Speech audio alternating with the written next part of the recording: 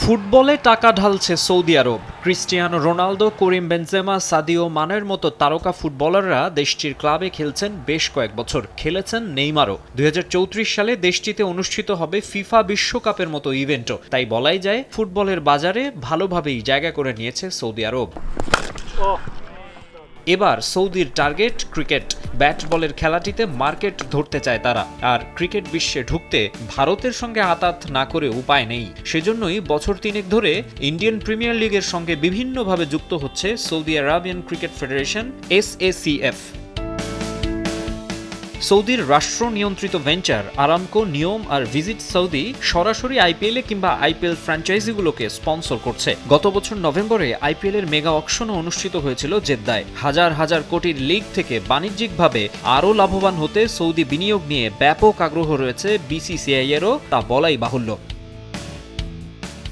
গুঞ্জন রয়েছে IPL-এ multi-billion dollar invest করতেও প্রস্তুত মিডল ইস্ট জায়ান্টরা। আর সেটা না হলেও নিজেদের দেশে আলাদা ফ্র্যাঞ্চাইজি টুর্নামেন্ট করতে চায় সৌদি। টেনিসের গ্র্যান্ড স্ল্যামের আদলে গ্র্যান্ড স্ল্যাম T20-র আইডিয়া নিয়ে বসে আছে তারা। পরিকল্পনা রয়েছে জেদ্দায় আন্তর্জাতিক মানের স্টেডিয়াম নির্মাণেরও। যদিও BCCI-এর শঙ্কা, গ্র্যান্ড স্ল্যাম মাঠে গড়ালে IPL-এর জনপ্রিয়তায় ভাটা পড়বে, স্পন্সররা ঝুঁকবে সেদিকে। ক্রিকেটের বাজারে একচ্ছত্র আধিপত্য হারাবে ভারতীয়রা। সৌদি আরবের সঙ্গে একত্রিত হলে লাভই হবে ভারতের। যদিও IPL গভর্নিং কাউন্সিল বলছে দুপক্ষের মধ্যে নাকি এখনও ফরমাল কোনো আলোচনা হয়নি।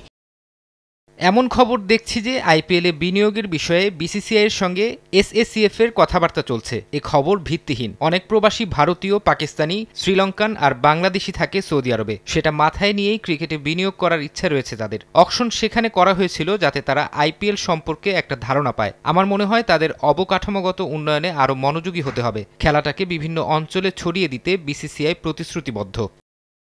2014 সালের পর আর মাঠে না গড়ানো চ্যাম্পিয়ন্স লিগ T20 ফেরানোর পরিকল্পনার কথাও জানান BCCI কর্তা। মাকসুম আলম খান, সময় সংবাদ।